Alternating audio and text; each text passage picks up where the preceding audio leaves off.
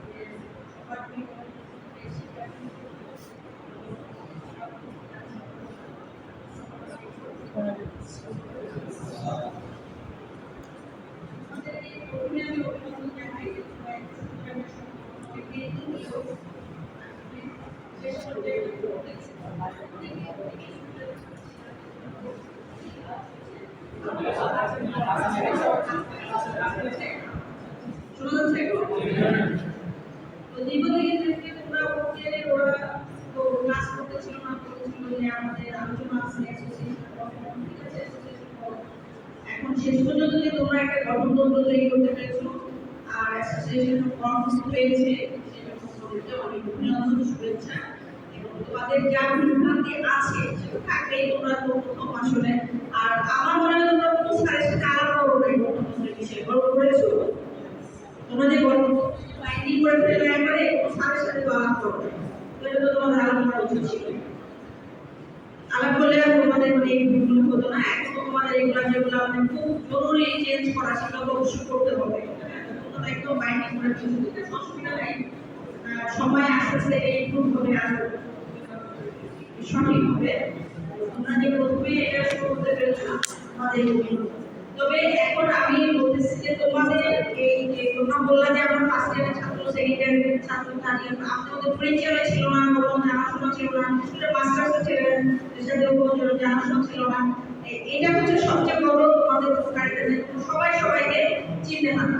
আচ্ছা, এখন এছাড়াও তোমাদের যে সমস্যাগুলো আছে, অসুবিধা আছে, আমি তো এখানে দেখেছি যে আমি আসার পর দেখলাম যে বেশিরভাগ স্টুডেন্ট কি অনেক দূর দূরান্ত থেকে পড়তে আসে, তাদের বেশিরভাগই থাকার সমস্যা। ফলে তো আসলে সিট পায় না, কলেজে যদি যে অবস্থা ছিল তাদের তো মানে সিট পাইলেও থাকা কঠিন ছিল। তো এই যে সমস্যাগুলো, প্রধান সমস্যা বাসস্থান, ছেলেগুলো আসে অনেক দূরে থেকে। তারপর দ্বিতীয় সমস্যা হলো তার পড়ার খরচ। এটা তো খুবই মর্মান্তিক। আমি যখন ভাইবা নিলাম, প্রথমে এসে আমি একটা ভাইবা নিলাম, সেখানে দেখলাম ছেলেরা বেকার বলবো না যে কাজ করে খুবই মানে কঠোর পরিশ্রম করে তারা সকাল থেকে বিকাল পর্যন্ত, যার কারণে সে ক্লাস করার কোনো সুযোগ পায় না। সে কখন ক্লাস করবে, তাকে পড়ার খরচ চালাতে হয়, বাড়িতেও টাকা পাঠাতে হয়। তাহলে আমি বলতে চাচ্ছি যে এই যে সমস্যাগুলো, বাসস্থানের সমস্যা, পড়ালেখার সমস্যা, তারপর একটা মানে হবে টাকা পয়সা লাগে পড়াশোনার জন্য, সেই সব কিছুর সমস্যার সমাধান আলাপ আলোচনার ভিত্তিতে অ্যাসোসিয়েশন অবশ্যই মানে পুরোপুরি সমাধান না হলেও সেটা পাশে থাকতে পারে। অ্যাসোসিয়েশনে তো আর কোনো টাকা পয়সা নেই, আপনি গেলেই সাহায্য করতে পারবে, তাকে ভালো পরামর্শ দিতে পারবে, তাকে কোন কাজটা করলে সে ক্লাস করে বাকি সে কাজটা করে সে কিছু অর্থ উপার্জন করতে পারবে, এগুলো একটা ভালো একটা পরামর্শ অ্যাসোসিয়েশন দিতে পারবে। অ্যাসোসিয়েশনটা খুবই দরকার বলে উনি হয় না গঠন করতে পেরেছো, তোমাদের অভিনন্দন। এবং তোমরা এই অ্যাসোসিয়েশনের গঠনতন্ত্র অনুযায়ী কাজ করবা, সবাই মিলেমিশে থাকবা। এই যে আপনি সামনে বললেন আস্থা, বিশ্বাস, বিশ্বাসটা কিন্তু সবচেয়ে বেশি। বিশ্বাস স্থাপন একবার হয়ে গেলে দেখবা তাকে সবাই মানে অনেক সম্মান করতেছে। বিশ্বাস, বিশ্বাস, আস্থা, নির্ভরযোগ্যতা, এগুলো সব তোমাদের মাঝে থাকতে হবে। আর এখানে তোমাদের অরাজনৈতিক একটা সংগঠন, এটা খুব ভালো। যদি আমাদের কিন্তু আমরা যা দেখেছি সেই হিসাবে তো সেটা করতে গেলে আমরা ভয় পাই। তো এখন আমাদের অরাজনৈতিক সংগঠন আমাদের ছাত্ররা উৎসাহিত হবে, হ্যাঁ, উৎসাহিত হবে, সাধারণ ছাত্ররা আসতে পারবে। তোমাদের সবাইকে অনেক ধন্যবাদ, শুভেচ্ছা, অভিনন্দন যে তোমরা এটা গঠন করতে পেরেছো। আর তোমরা এই অ্যাসোসিয়েশনে সবাই উপকৃত হবে। আশা করি বিভাগ তোমাদের পাশে থাকছে, বিভাগে অবশ্যই তোমাদের পাশে থাকবে এবং সিস্টেম মতো চলতে হবে। হ্যাঁ, নিয়ম নীতির অনুযায়ী যদি চলো অবশ্যই বিভাগ তোমাদের পাশে থাকবে। যৌক্তিক দাবিগুলো অবশ্যই তোমাদের মেনে নেওয়া হবে। হ্যাঁ, তাহলে আমরা এই বললাম অ্যাসোসিয়েশনের ব্যাপারে। এখন হচ্ছে আমি একাডেমিক কিছু বিষয় বলি যে একাডেমিক বিষয়ে কিন্তু অভিজ্ঞতা খুবই খারাপ। তোমরা ক্লাসে কেন ওরা খুবই এটা আমার মাথায় আসে। এক সময় দেখলাম আমি প্রথমে দেখলাম রুগীদের তো ক্লাস যাও আছে সেই ক্লাসেও আসে না, পরে বানানোর পরেও দেখলাম যে তাও আসে না। এবং আমার মানে আমি বুঝি না কেন ক্লাস কেন করবে না। থার্ড ইয়ারে এত বিশেষ থার্ড ইয়ারকে নিয়ে আমি থার্ড ইয়ারে এতগুলো কোর্স 11টা কোর্স, তারপর সম্মানিত শিক্ষকবৃন্দ, রুটিন কমিটি,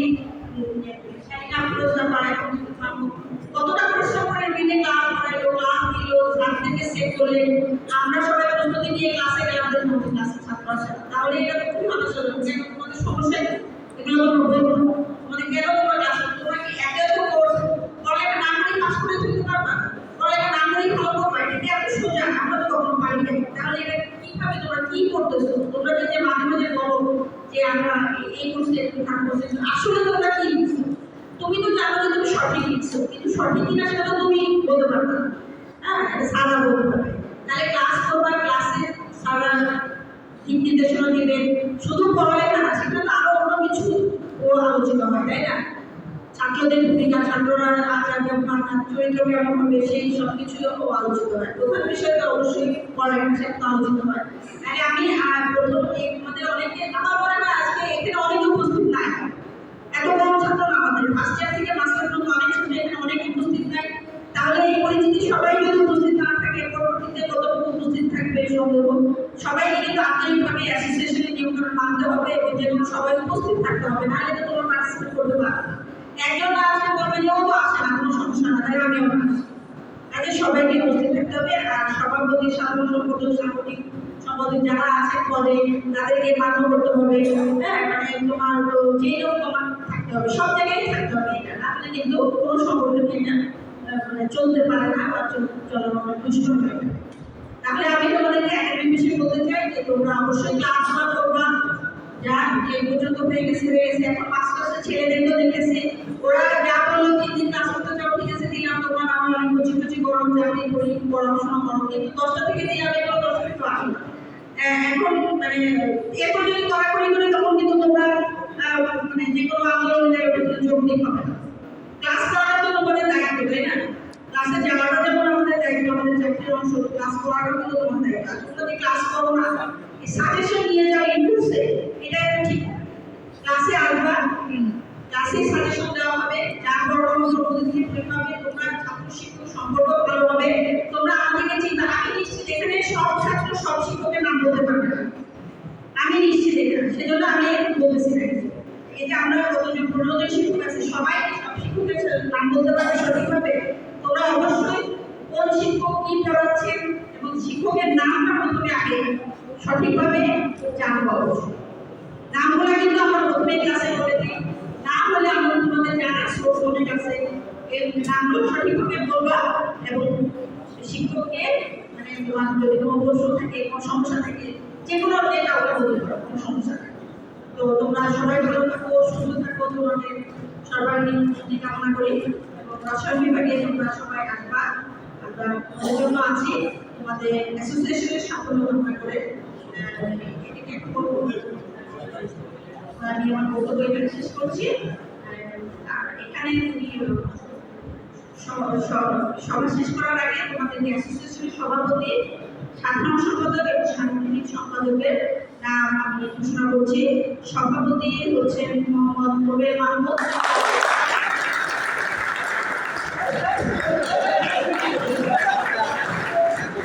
সাধারণ সম্পাদক মোহাম্মদ নাদিম,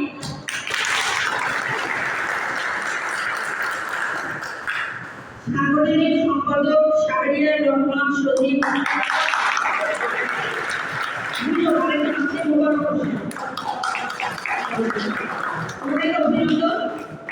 তোমরা সবাই ছাত্রদের প্রত্যাশা পূরণ করতে পারবে বিশ্বাস করি এবং সবার মঙ্গল কামনা করে আমি আমার বক্তব্য এখানে শেষ করছি।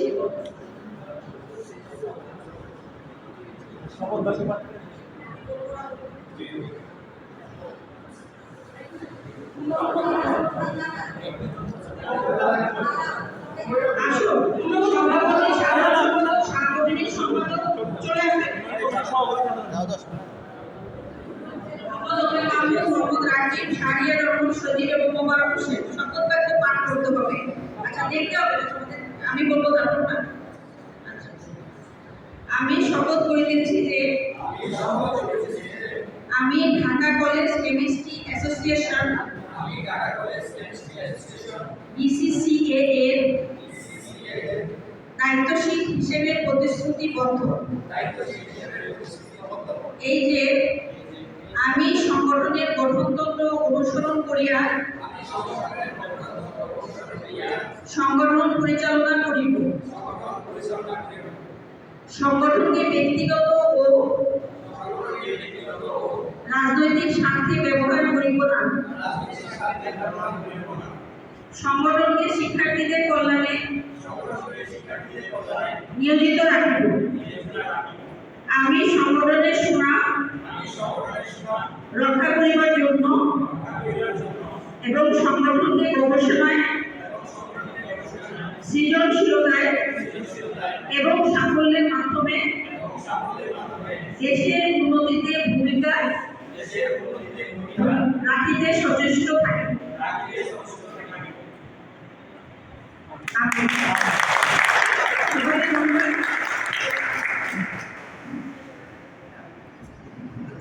ঠিক আছে, সবাইকে অনেক ধন্যবাদ। আমাদের অনুষ্ঠান সফল হয়েছে। আমাদের আজকের সভাটা এখানেই সমাপ্ত ঘোষণা করা হোক নাকি? আচ্ছা,